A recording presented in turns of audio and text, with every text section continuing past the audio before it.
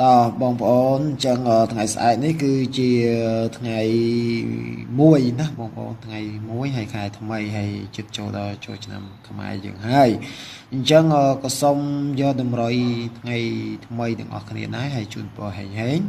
អញ្ចឹងសម្រាប់ថ្ងៃស្អែកនេះគឺយើងយកខ្ទង់8ណាបងប្អូនគឺយើងយក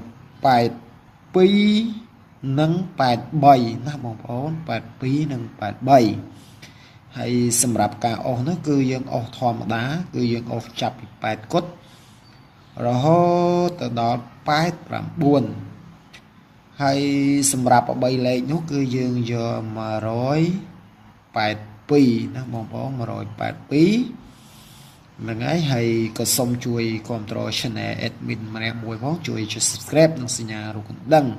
ហើយជូនពរឲ្យបងប្អូនមានសំណាងល្អអស់គ្នាហើយនៅក្នុងឱកាសចូលឆ្នាំខ្មែរខាងមុខនេះណាបងប្អូនដែលមានដំណើរកំសាន្តទៅតាមបណ្ដាខេត្តនី